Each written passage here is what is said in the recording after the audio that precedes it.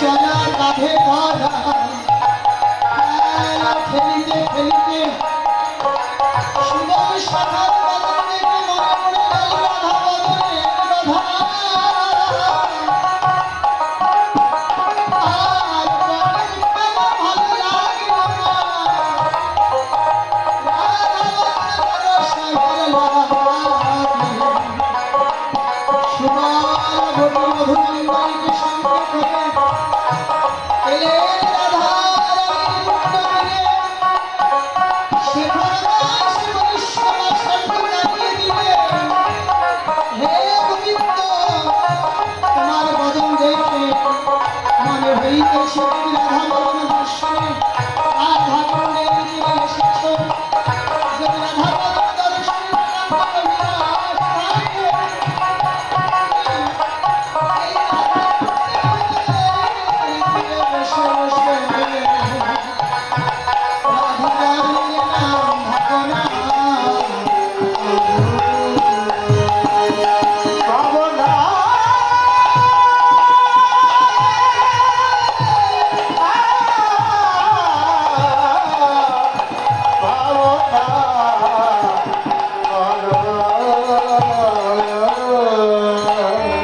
গোবিন্দ রাধা কুণ্ডের তীরে বসে রাধা কুণ্ডের শোভা দর্শন করছেন আর মনে মনে রাধা নাম ভাবনা করছেন। এদিকে জটিলার মন্দিরে প্রেমময়ী রাধা রানী কৃষ্ণ বিরহ জনিত ব্যথা সইতে না পেরে আর কৃষ্ণ গোবিন্দ বলে কাঁদেছেন আর কৃষ্ণ বাবিনীর ঘরে বসে গোবিন্দ বদন দর্শনের আশায় গোবিন্দ বিরহের কথা গোবিন্দ ভালোবাসার কথাগুলো এক এক করে কইতে লাগলেন। তার কাছে ও আমাদের রাধিকা রূপসী লইয়া রসী কহে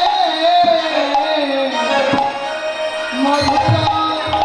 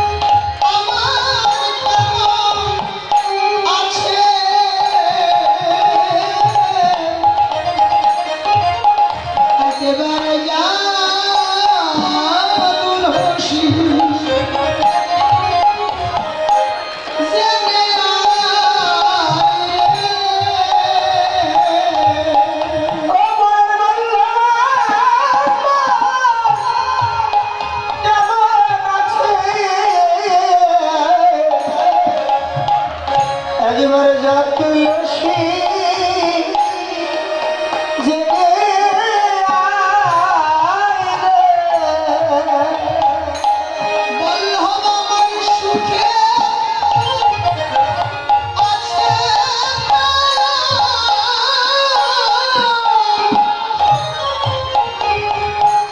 সখীর দুঃখে আছে। একেবারে যা তুলসী জেগে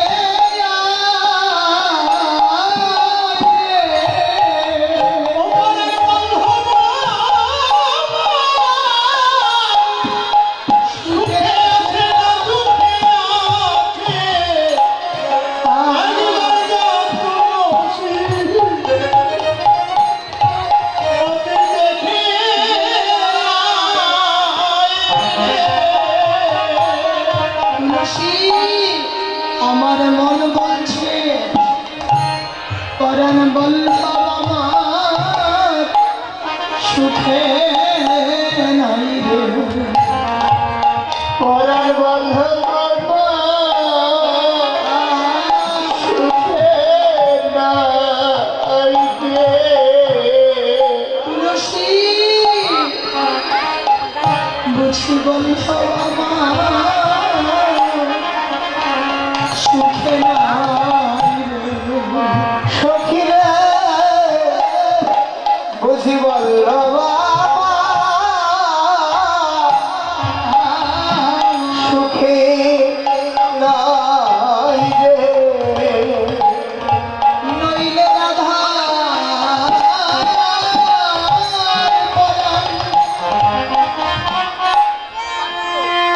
রাধার পরাণ কাঁদিলে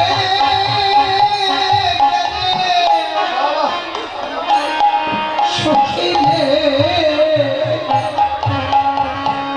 বুঝি বল্লভ আমার সুখে নাই।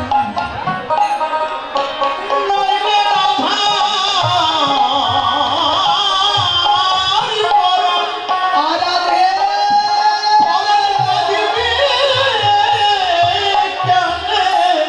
সখী রে আমার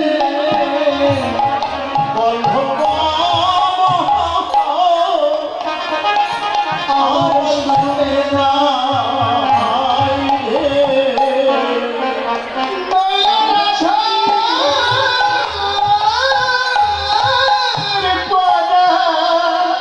রাধার পরাণ কাঁদিবে সখী রে।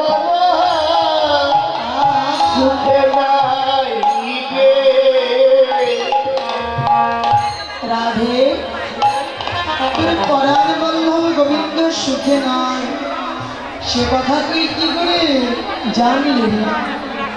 এখন তো তোদের দুজনের মাঝে অনেক দূরত্ব।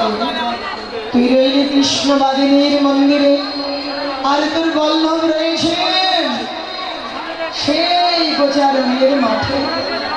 তুই এই নির্জন মন্দিরে বসে কি করে জানলি, কি করে বুঝলি তোর প্রাণ বল্লভ গোবিন্দ সুখে নাই? রাধা রানী বললেন সখীরে আমার বধূ আমার নিকট থেকে যতটাই উনি থাকুক না কেন উনি সুখে থাকলেও আমি জানতে পাই, দুঃখে থাকলেও আমি জানতে পাই। এই মুহূর্তে বুঝতে পারছি আমার বেদনা আমাদের দুজনার দুটি দেহ করে আমাদের প্রাণ করে দিয়েছেন একটি। সখীর তোরাই বল যদি দুটি দেহে এক প্রাণ হয় এক প্রাণে কি আর কখনো দুটো দেহ বাঁচতে পারে? তুলসী আমার আর গোবিন্দ বিরহ জ্বালা প্রাণে সহে না। মন বলছে তুলসী রে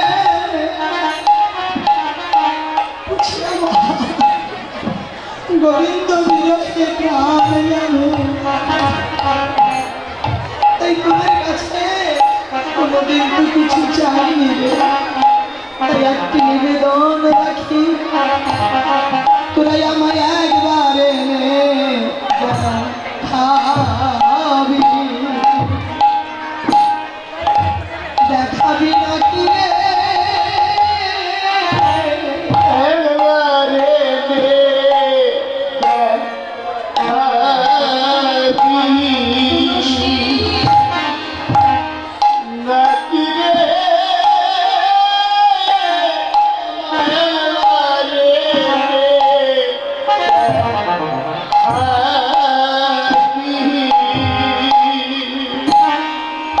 আমার বাসনা গোবিন্দ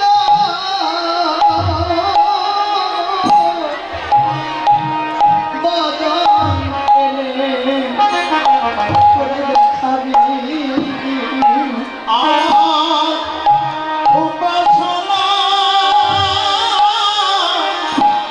গোবিন্দ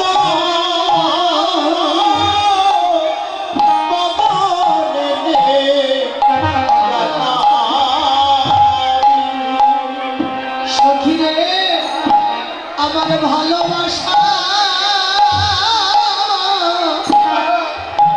গোবিন্দ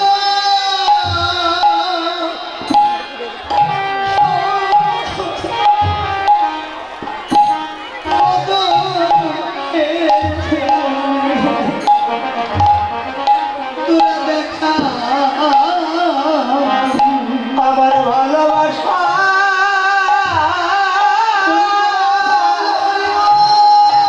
গোবিন্দ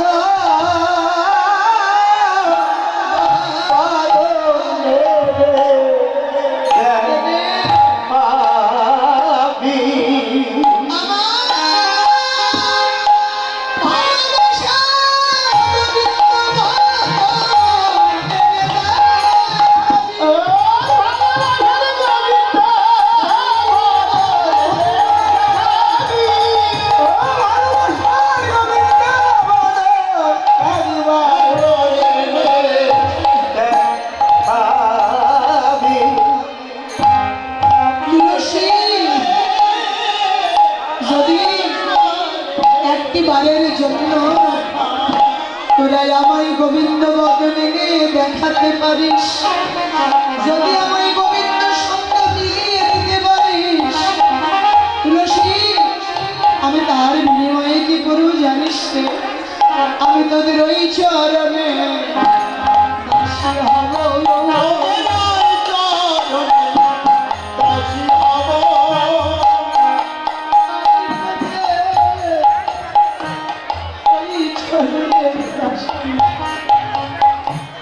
ওই চরণে দাসী হব, ওদের ওই চরণে দাসী হব। যদি একেবারে গোবিন্দ বদনে মিলাইতে পারিস, আমি তোদের ওই চরণের দাসী হব। গোবিন্দ মাদনে তুলসী লাইতে পারি ওই চরণে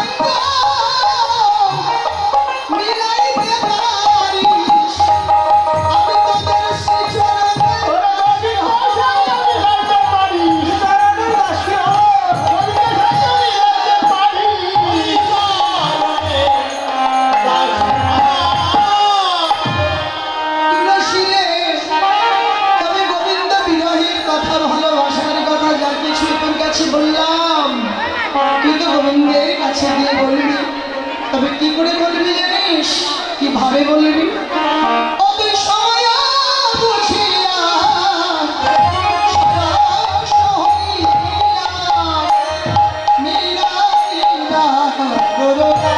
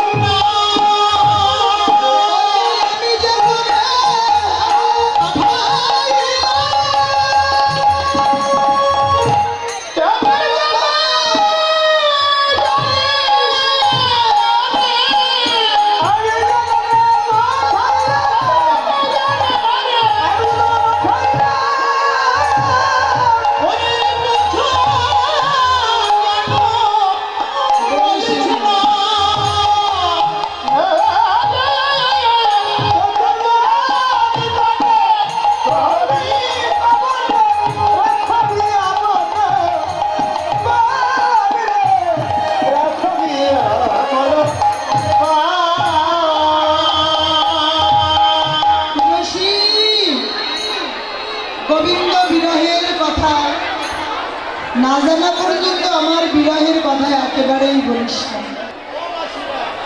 এবার তুলসীর প্রাণে আনন্দ ধরে না রে, মানে আনন্দ ধরে না রে, প্রাণে আনন্দ ধরে মানে আনন্দ ধরে না রে। গোবিন্দ সেবার অধিকার পেয়ে প্রাণে আনন্দ ধরে।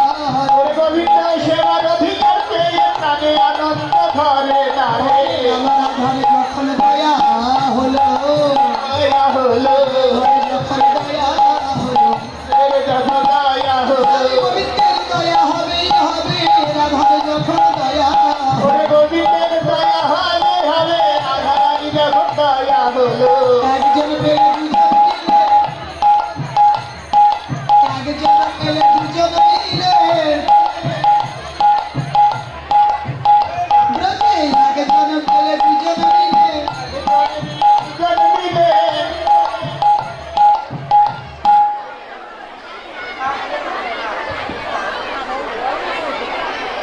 এরকম করে বসলে আমরা গাইবই কিভাবে? ওরা বাজাবেই কি করে? হ্যাঁ? একটু দেখে শুনে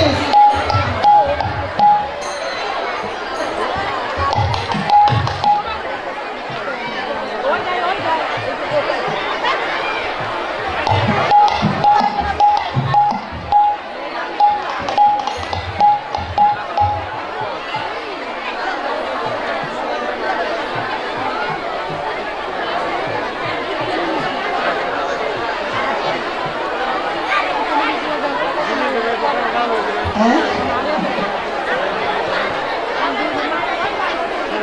জয় রাধে। এবার দেখিয়া তুলসী নাগরায়ুলসী দেখিয়া তুলসী নাগর তুলসী নাগর বসাইল কাছে, সকলে বসাইলে কাছে।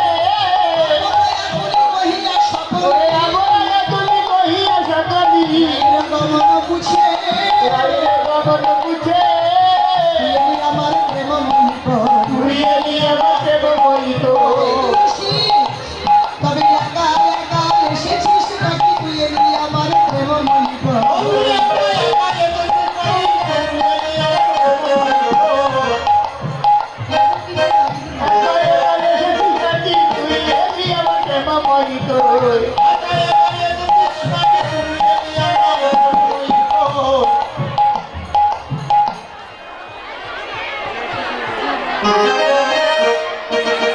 এই তুলসী, থাকিস গোবিন্দ ব্যাকুলতা প্রকাশ করছে। যদি একাই এসে থাকিস তখন বল আমার প্রেমময়ী রাই কেমন আছে, প্রেমময়ী রাই কেমন আছে, প্রেমময়ী রাই কেমন আছে, রাই কেমন আছে, দাসের কথা কি মনে আছে প্রেমময়ী রাই, ওরে দাসের কথা কি মনে আছে, প্রেমময়ী রাই কেমন আছে, বল বল ধরির গমন কথা, কেমন কথা, বল বল বল ধরির গমন কথা, বল বল ধরি কেমন কথা,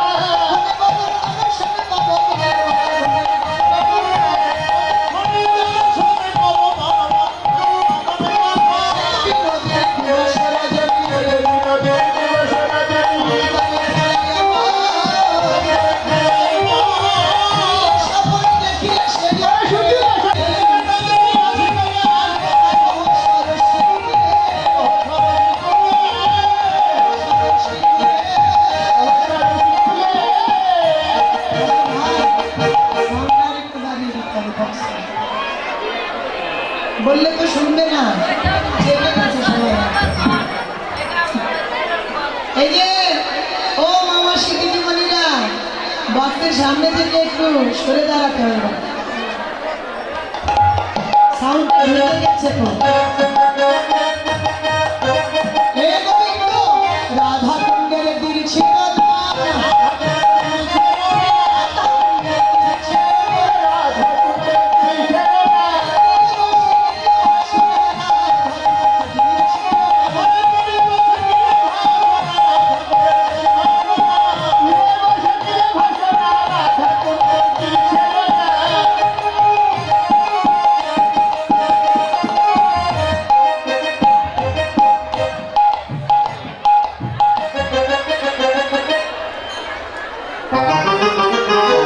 হে গোবিন্দ, রাধা কুণ্ডের দিয়েছে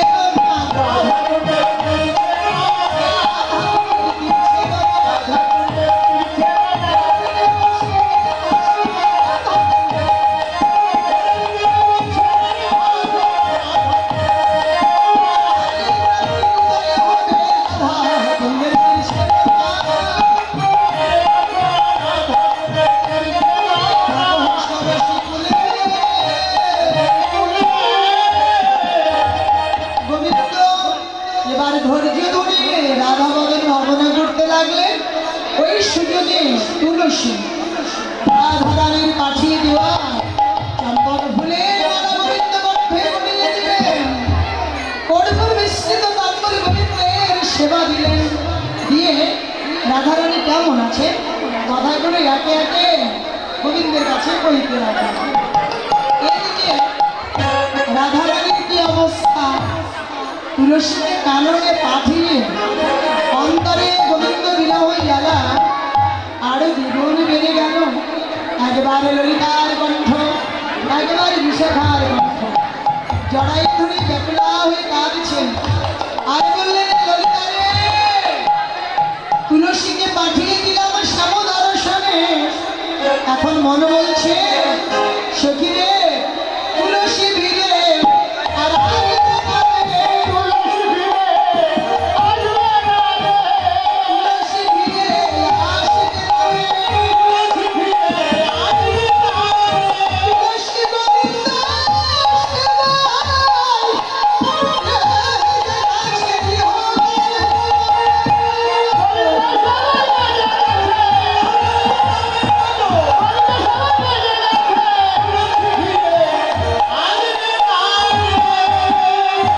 সখীগণ বললেন, কি করে জানলে তুলসী আসবে না? বললে, সখী রে, গুণীজনের বদনে শুনেছি যারা নাকি একবার গোবিন্দ দর্শনে যায় আর আমার গোবিন্দ ভালোবেসে সেবার অধিকার দিয়ে যাকে কৃপা করে গ্রহণ করেন তারা নাকি আর কখনোই ফিরে আসে না। তুলসী আমার ভয়, একে তুলসী গোবিন্দের তুলসী সেখানে দিয়েছি, গোবিন্দ সেবার অধিকার, তাতে আমার মন বলিতেছে তুলসী গোবিন্দ সেবায় লেগে গেছে, তুলসী আর আসবে না। বৈষ্ণবা সবকে জানিয়ে দিলেন বিনোদিনী রাধারানী, ঠিক বলেছ গো, যারা যায় তারা আর আসে না। রাধে আর কেউ না এলেও তোমার তুলসীকে যে আসতেই হবে। তুলসী না এলে তোমাদের দুজনের দুটি দেহে এক প্রাণীকে বাঁচাবেন। একটু ধৈর্য ধরো, তুলসী গেছে, তুলসী আসবেই। আর তুলসী এলে তোমার গোবিন্দ দর্শনে যাবার একটা তো ব্যবস্থা হয়ে যাবে। রাধারানী বলছে আমার ধৈর্যই আসছে না। কেন? সেই পূর্বাহ্ন সময়ের কথা মনে পড়ে সখিরে আমার প্রাণ বল্লভ গোবিন্দ যখন গোচারণে যান, অট্টলিকার ছাদে দাঁড়িয়ে দেখলাম তপনে তাপিত ধরা চরণে গোপরে প্রভার নবীর কবে প্রকাশিত হয়েছে। সেই তত্ত্বময় পথে গোবিন্দ গোচারণে যেতে তার কমল চরণে কতই না তাপ লাগছে। সখিরে তাই দেখে আমার কি মনে হয়েছিল জানিস? আমি ধরণী সাধন ধরণ ধরিব আর ধরণী সাধন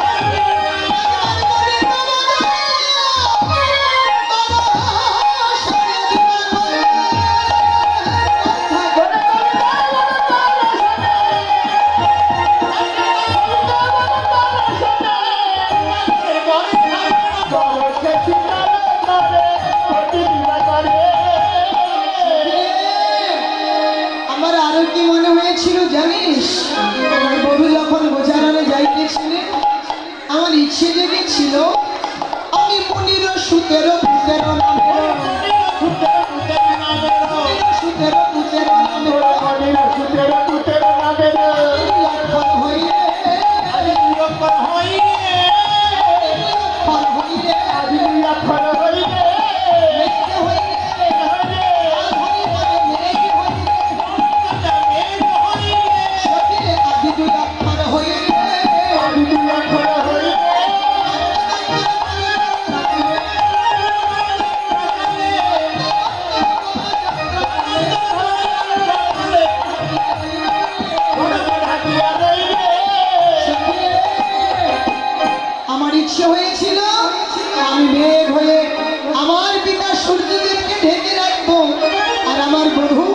আমার ছায়ায় ছায়া আনন্দে গোচারণে যাবেন, বনবিহার করবেন, বন খেলা খেলবেন।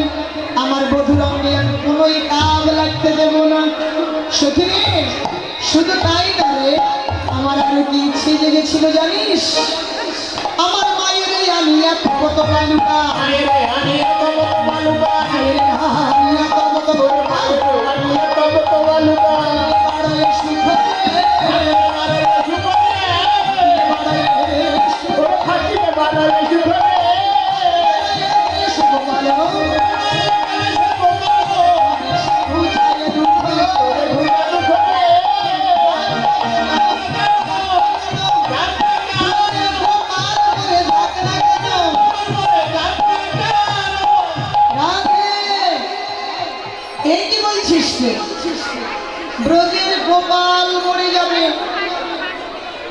বললে দেখ তোরা যে গোপালের কথা বলছি আমি সেই গোপালকে মরে যেতে বলছি, জমালয়ে যেতে বলছি। কোন গোপালকে জানিস?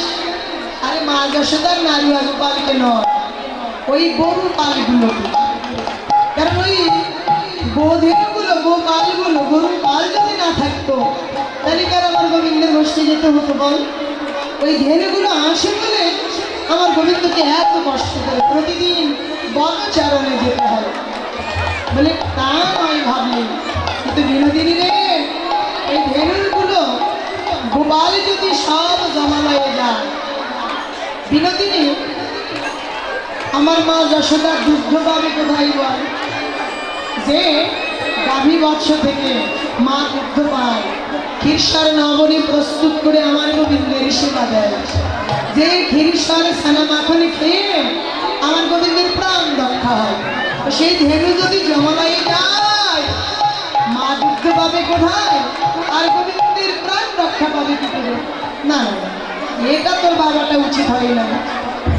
বললে সখীরে, তা যদি না হয় তাহলে আমি শেষে আর একটা সিদ্ধান্ত নিয়েছি। বললে কি সিদ্ধান্ত? বললে আমার বাপের নিতাই দেবর বলিয়া, বাপের নিতাই দেবর বলিয়া বুঝিব যায়।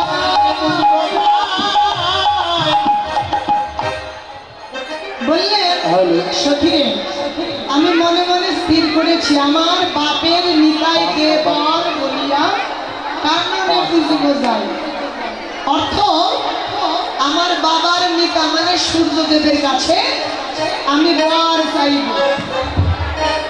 দেবর, দেবর কিন্তু বলেননি দেবর। স্বামীর ছোট ভাইকে বলি আমরা দেবর। আপনারা কি বলেন? ঠাকুর বলেন তো, আমরা তো বলি, কিন্তু এটা বলেননি। বললেন কি দেবর, অর্থ বর চেয়ে নেওয়া, প্রার্থনা করা। যেমন এই যে মধ্যাহ্ন লীলা সূর্য পূজায় সবাই আসছেন, আমার মা মাসি দিদিমণিরা, তাই না? কেন আসছেন? সূর্যদেবের কাছে পূজা করে বর চাইতে, তাই না? প্রার্থনা করতে। কি প্রার্থনা করতে আসছেন বলুন তো? বিয়ে দেবেন, মেয়ের বিয়ে দেবে। হ্যাঁ, মানে যার যেখানে যেটা জ্বালা, সে জ্বালা মেটানোর জন্য তো দেবতার কাছে বর চায়, তাই না? এটা বলে মানুষের জীবনে তো একটা জ্বালা থাকে না, একটা অভাব থাকে না। নানা জনের জীবনে নানা রকমের অভাব, ঠিক তাই না? যার অভাব থাকে তাদের মানে শাস্তি, ওই অভাবটাকে পূর্ণ করার জন্যই তো দেবদেবীর কাছে প্রার্থনা করে। যেমন উনি মেয়ের বিয়ে দিতে হবে, তাই চাইতে আসছে তাড়াতাড়ি মেয়েটার যেন ভালোভাবে বিয়ে শাদী হয়, নাতি নাতনি বিয়ে শাদী হয়, ভালো যেন একটা স্বামী পায়, কৃষ্ণ ভক্ত স্বামী যেন।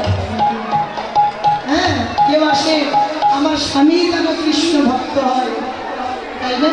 পরিবারের সবাই যেন ভালো থাকে। হ্যাঁ, আর কারোর জন্য কিছু চাইতে আসেনি, স্বামীর জন্য চাইতে আসেনি, স্বামী যেন ভালো থাকে।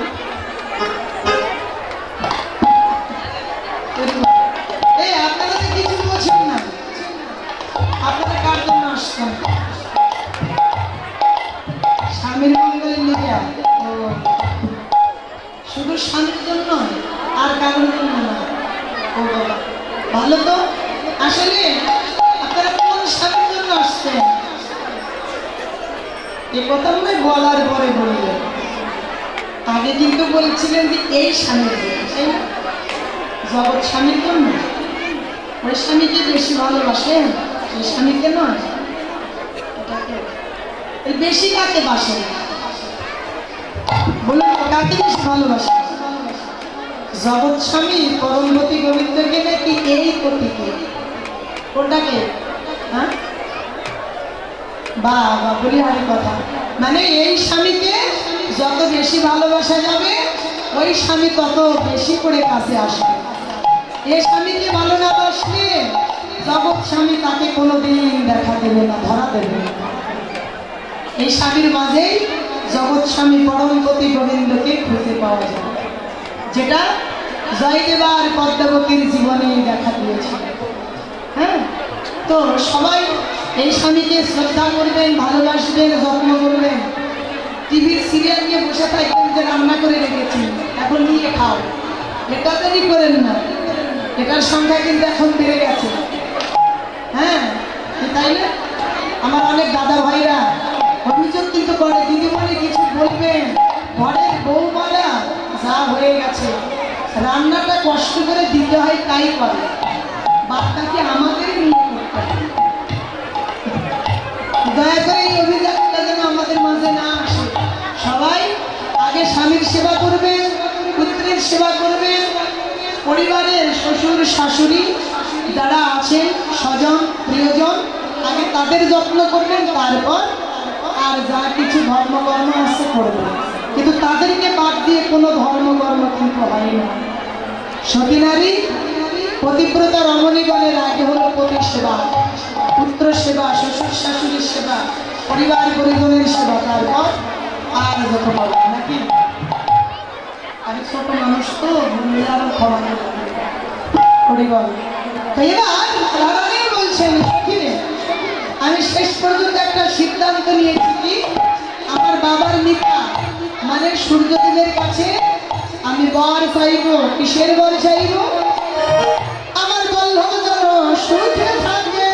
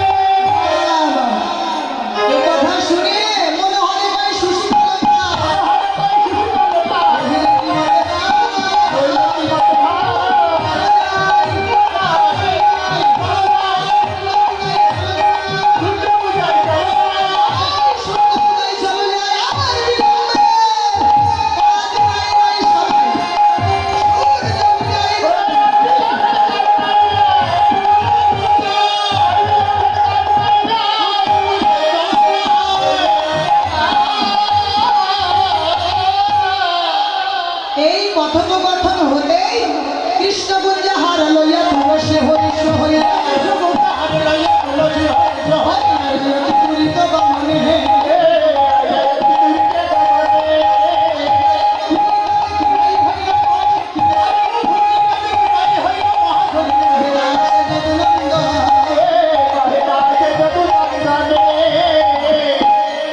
তুলসীকে আসতে দেখে রাধারানীর বাড়ি আনন্দ। তুলসী বলে বিনোদিনী আর কান্নাকাটি করতে হবে না। এটা গোবিন্দের নিকট থেকে প্রসাদী মালা অদরামৃত প্রসাদ চেয়ে এনেছি, আর ভানুপূজার ছলনায় গোবিন্দ বদন দর্শনের উপায় করে এনেছি। এবার তাড়াতাড়ি করে ভানুপূজার আয়োজন নিয়ে চল আমরা শ্যাম দর্শনে যাই। এবার রাধারানী সতীগণ সঙ্গে মিলে ভানুপূজার আয়োজন করলেন। এবার আয়োজন শেষে রাধারানীকে মনের মতো করে গোবিন্দ সেবার যোগ্যা দাসী রূপে সাজালেন। সাজিয়ে ওর মধ্যে ছাড়া রায় কি করে বেরোবেন। এবার রাধারানী শাশুড়ি জটিলার কাছে কেঁদে কেঁদে বলতে লাগলেন, মা, নিশীথে স্বপ্ন দেখলাম আমার হাতের শাখা খসে পড়েছে।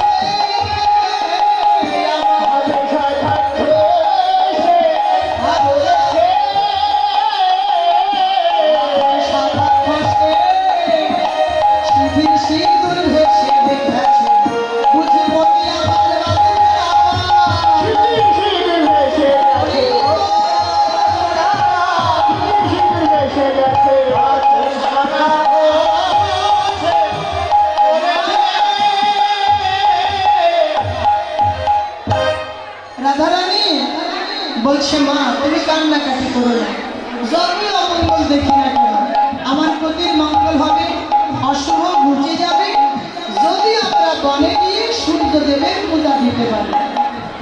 মা তো ছেলের অকল্যাণের জন্য না বলতে পারে যে একটু অকল্যাণ অশুভ এখন তো ছেলের মঙ্গলের জন্য কিছু তো করতেই হয়। তখন বলছি ঠিক আছে, ভানুভূত করতে যত দ্রব্যাদি লাগে সেটি নিয়ে তাড়াতাড়ি বনে গমন করবেন। এবার রাধারানী অনুমতি পেয়ে বেশ আনন্দে আত্মহারা হয়ে গেলেন। কিন্তু মাঝখানে ঘটনা ঘটে গেল। কুমিরা ননদিনী ধেয়ে এসে বলছেন, শোনো বৌদি, আমার মাকে ভুলিয়ে তুমি যতই বনে যাওয়ার চেষ্টা করো, আজ আমিও তোমার সঙ্গে যাব, দেখো তুমি কার পুজো দিতে যাইতেছ। বাহ, হায় হায়, এবার কি হবে? আসলে তো আমার ভালো বোঝা না, আমি তো যাবো গোবিন্দ পুজো দিতে, ও যদি আমার সঙ্গে যায় আমার তো গোবিন্দ বদন দর্শন হবে না। হে গোবিন্দ, তুমি ছাড়া আর বান্ধব কেউ নাই, বিপদকালে একমাত্র তুমিই পারো আমায় রক্ষা করতে। রাধে রাধে। তো যাই হোক, দেখতে দেখতে ঘড়ির কাটা একেবারে আমাদের থেমে যাইতেছে। হ্যাঁ, আর থাকার সময় নাই। তো যাই হোক, এখন পুজো করলে তো ব্রাহ্মণকে দক্ষিণা দিতেই হবে। তো আপনাদের মন মতো ব্রাহ্মণের পুজোর দক্ষিণাগুলো যে যেখানে বসে আছেন দিয়ে দেবেন। হ্যাঁ, আর তারপরে বুঝতেই তো পারছেন, করোনার করুণায় সূর্য পূজা তো নাই, ব্রাহ্মণের দক্ষিণাও বন্ধ করে গেছে। যাই হোক, জমানো দক্ষিণাগুলো একসাথে দিয়ে দেবেন। হরিবল। আর গোবিন্দের কাছে প্রার্থনা রাখি, আপনাদের ভজন সার্থক হোক। আপনাদের এইভাবে ভজনে আসা, গৌর গোবিন্দের কৃপা নিয়ে, গুরুর কৃপা নিয়ে ভজন করে আমার রাধা গোবিন্দের চরণে সেবা, কৃষ্ণ প্রেম ভক্তি লাভ হোক। রাধে রাধে। কমিটি বৃন্দকে আশীর্বাদ করে যাবেন, সবাই যেন